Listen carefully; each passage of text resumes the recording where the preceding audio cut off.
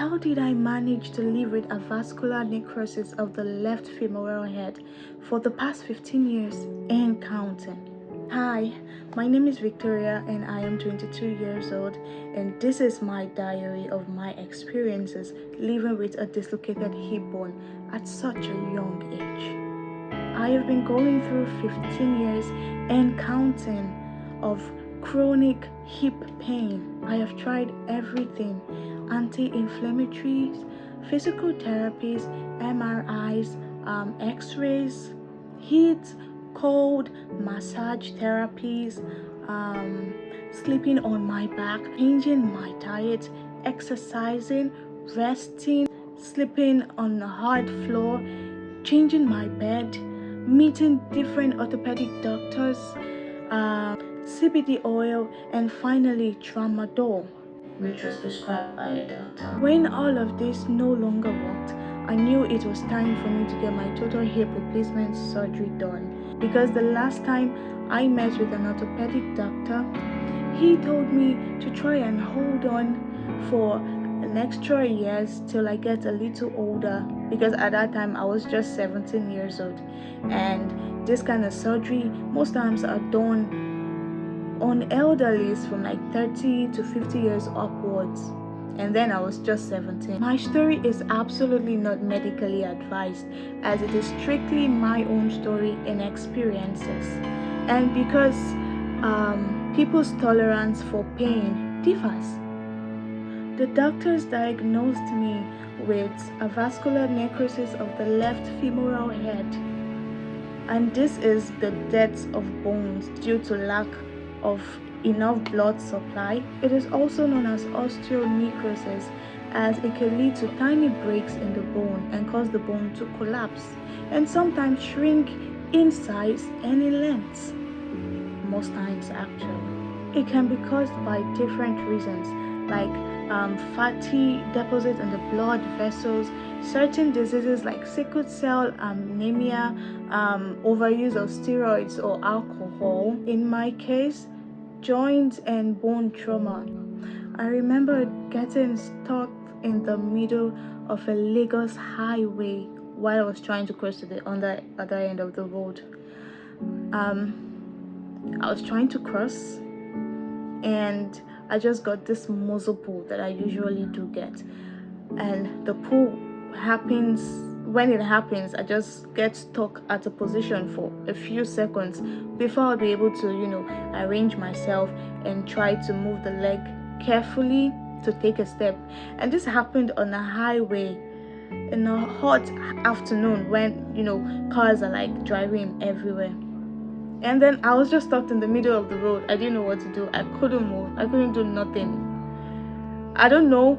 It was all God, because I don't know how the cars, tried to slow down. I wasn't hit by any vehicle. I was just there until someone, trying to cross as well, had to give me a helping hand, and, we moved slowly and crossed the road. This is how it all happened. This is my story. When I was 7 years old, I was at my auntie's house. I had lost my mom a year earlier, so it was just a home accident. I was playing with my cousins, around the compound, running all around, and before then I contacted this boy. There's this big boy that grows on the knee of a child. It was so big and massive, strong, that it really hurts, and it pulls the muscle, like you feel it pulling your muscle. So it was a very serious one. And then we were playing, and one of my cousins used a mopping stick to hit me in between my legs, and then I fell forcefully on my knees to the ground. And I guess that is when, or I think that is when everything happened. That was when I got my hip dislocated. And so when that happened, my auntie or her husband weren't at home at that time. So when it happened, my cousins took me to the nearest pharmacy to just clean the face of the boil and the wound, and brought me back home. And that was it. I think that was the only treatment I got for it. And then after that time, I started leaping. Everybody were thinking, including me, we were all thinking that maybe I was walking that way due to the pain I sustained from the fall and the injury. And sometimes they were thinking that I was just trying to, form that it was really hurting me. You know how children can want to seek attention and form that this injury is so big even when it's not. So that was how I was walking for a while, not knowing to everybody that my hip bone has already, shifted up, and that had made my leg a little shorter. Like the bone moved up and then making my left leg shorter than the right. So that made me leap. So that was the cause of the whole leaping. And then I started going with it because the pain progresses as time goes on, by months and by years. So that period, the pain wasn't terrible. I just changed my walking step because I was sleeping. And going on till I started adding weight, growing taller, and the pain became massive, almost unbearable. It affected my daily activities. It affected me in every way as a child. It affected me physically, the leaping, the difference in size, because it made the affected leg slimmer and shorter, of course. And that affected my outfits, because when I put on a trouser, my right leg, is fitted and tight, while my left leg has this loosed ends around. So it's just so obvious, and I was slim at that time, so it shows so much more than now that I've added weight. That was something I've noticed along the years. As I started adding weight and growing butt and growing hips, it wasn't so obvious as it was then. It's just that the pain increased. It became so pain became so chronic. And aside my leg getting shorter by 4 to 5 centimeters, it also affected the flexibility of my ball and socket joint. It restricted the movement, so my leg isn't so flexible to open wide or to bend properly, like to bend my knees. So it's because of that, it makes it very hard for me to put on my sandals or to buckle my sandals. It made it very hard for me to put on my stockings or to cross my legs or to do this yoga pose, like curving your leg for yoga. It made it hard for me to make some dance moves. I used to be very interested in choreography, in dance. I remember downloading like a whole lot in my phone, learning the dance steps, but there are several steps I won't be able to do. It killed my dream in that way, because I really wanted to go into dancing school. Dancing was fun for me. It helped relieve my pains and whatever I was thinking. I love music, I love dancing, and that was like a hindrance for me. And I remember in my secondary school days, it affected me so much that I couldn't partake in extra curriculum like dancing, playing with my mates, or sports. And even up to my university days, which was the worst for me, waking up very early for morning classes. And it's very hard for me because when I take my pills for pains, sometimes it makes me want to sleep, sometimes it makes me want to really relax, and then I have to still stand up and move around like every other person It was a very hard pill for me to swallow. And for classes, because sitting for long really hurts my butt and my waist and my back and even my knee. And then you see us having classes for 2 hours straight and maybe extra classes 2 hours more, and I'm seated for like 4 hours straight. Sometimes I just sit in class and I'm crying, tears just rolling down my cheeks, and there's nothing I could do.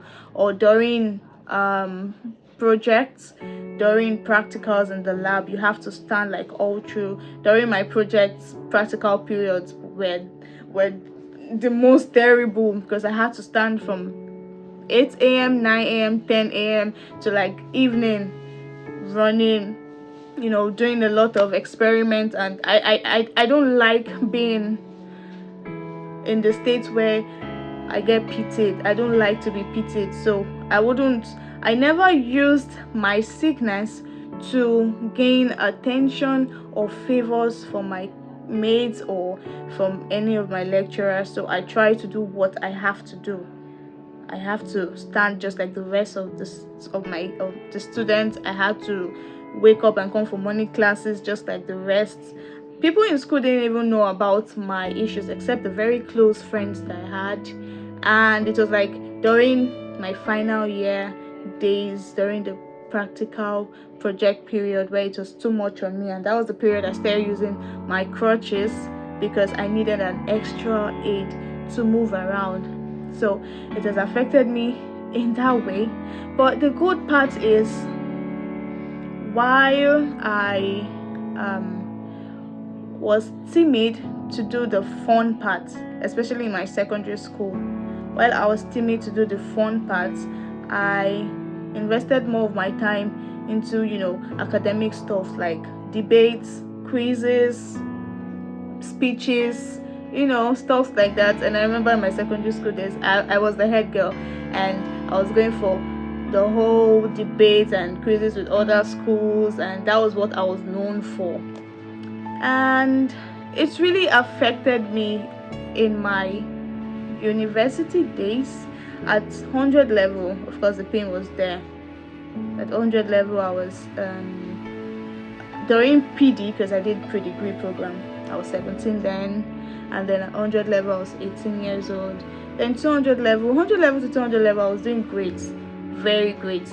My CGP was great, but going down to 200 level second semester, and the stress was so unbearable, and it started telling on me.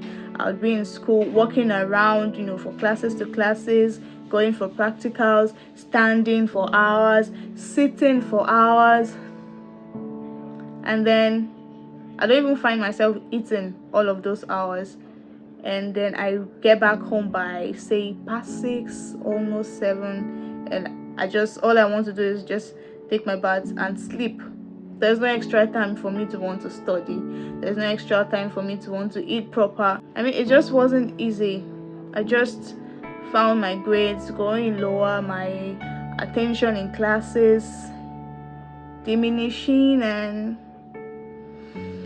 oh well, I can't complain. And the main thing that really hurts, that I'm not able to do because of my physical disability, is working out. I enjoy working out. I love going to the gym. I even used to use workout to help. I took it as a physical therapy for my leg, until right now that I can't even raise my leg. I enjoyed working out. I love being fit. I love building muscles. But because of this, I had to stop. And since I can't gym, since I can barely walk, since I could barely stand and use my legs, I did less of physical movements, and that made me just take in food without burning out any calories. So of course I added some weight, even though I tried dieting, I tried taking some herbal mixtures to help control my weight. It was just too hard on me. So This week you see me a little not too big. When I say big, I mean like added up weight. The next week you see me bloated and swollen and fat and full cheek and everything. Whew. That also tempered with my outfits. I tend to wear flared dresses. I tend to wear baggy clothes because I can't wear compressed, fitted jean trouser, for example, because it compresses my knee and then that makes it hurt me so terribly. So I just dress like an auntie, such a young baby girl like me. Well, I really can't complain because all of this negative part of this whole disability has helped build my character along the years. When I say build my character, I mean teaching me endurance, faith, hope, the strength to keep pushing regardless, even when I know that this is too much for me. But I find myself just doing it because no one else could do it for me. They could only be there, family can only be there to support me, but they can help lift up the pains. And I got to understand that when we talk about strength, we don't mean the physical power, the physical energy. I think strength is all about the mind, because I obviously don't have the physical energy to keep pushing, but I still do what I have to do. I still do what needs to be done. I still take care of myself when I'm alone. And I am blessed with the best family members, with the best sisters, and the best close classmates, which are my dear friends. They really helped a lot. They're really helping till today. And this disability has helped to build my self-esteem to the highest point ever. Because at first, leaping is not a nice thing for a young girl. Some of my mates then would want to use it to, laugh at me because I am so beautiful. I know that for sure. And when people don't know what, or when people don't see what to use against me, I was beautiful in school, I was brilliant, I was the head girl. So there was nothing to use against me. Per se, I was always neat. I try to come to school early when I have to, you get. So my friends usually use this leg to insult or laugh at me. But I realized that someone cannot be 100% perfect. So it's okay for me not to be 100% perfect. At first, I walked with my head down because I was ashamed of my walking step, most especially, and I was ashamed of how I look in my clothes. I mean, how can I have this very tight trouser on one leg and then a baggy trouser on the other leg? It wasn't easy, but I decided I wasn't going to let that get to me. So right now, I walk with my head held high because I realized how you present yourself is how you're going to be accepted.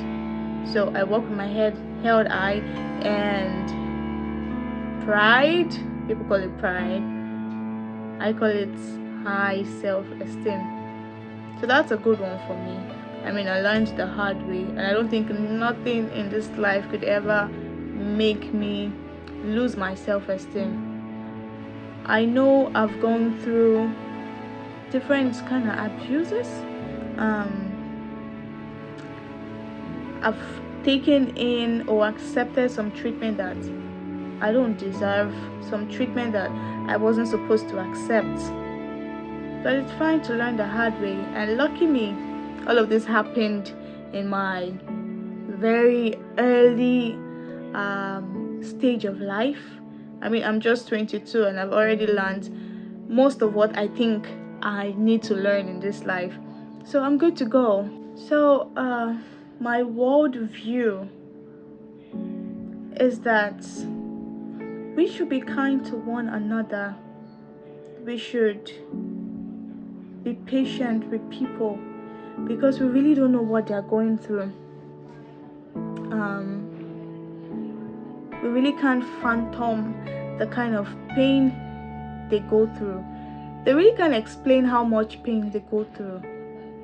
So when someone tell you, my finger hurts, just take it as whatever the person is saying, and as much as the person is trying to explain, that is just like 50% or 40% of the pain, because I don't think one can actually explain how one feel or how much pain is, how much pain this person is trying to tolerate. I don't think it's possible.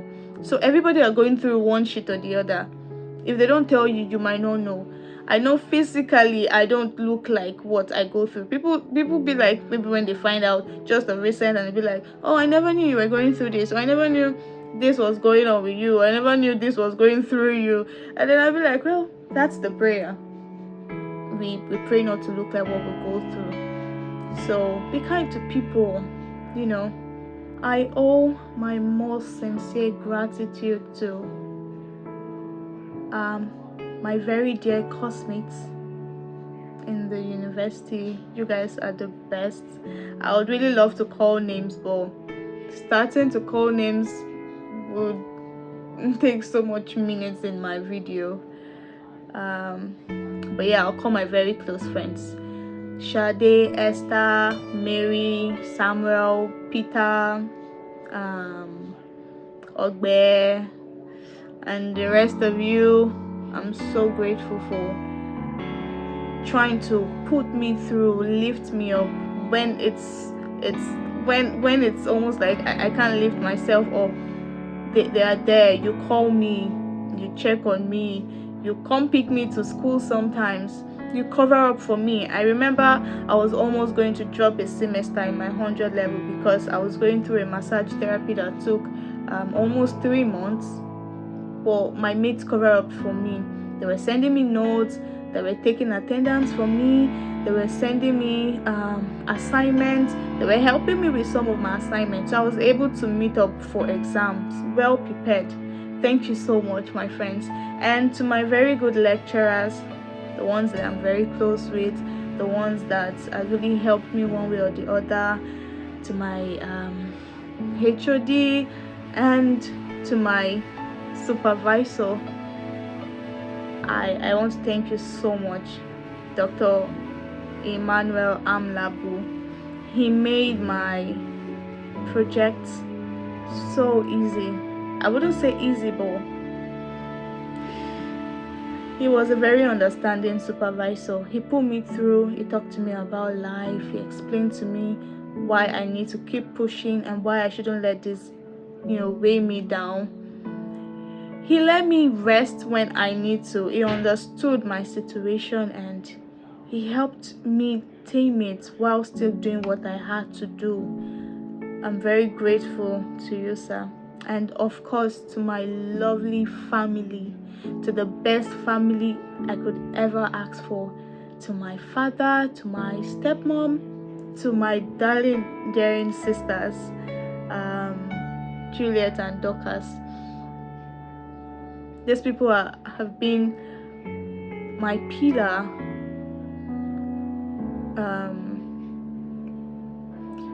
emotionally, financially. They're always there. They're just a call away. My dad could leave wherever he was at 1 a.m. to come and attend to my needs. My sisters could send to me their last cash just to give me what I want. They really understood. They really understand my situation. And especially now where I am prepping for my surgery, they've been there. They've been the only authentic people I could call to for any help whatsoever.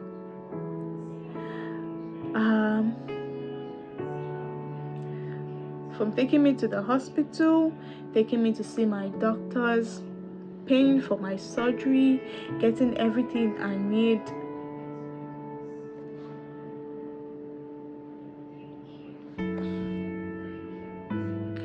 I just want to say thank you so much. Thank you, Daddy. Thank you, Auntie Juliet. Thank you, Modella. Thank you so much for always being there. I love you, and I can't wait to be done with this and start my life. It's going to be a beginning of a new life. It's going to be a beginning of a new dawn. It's going to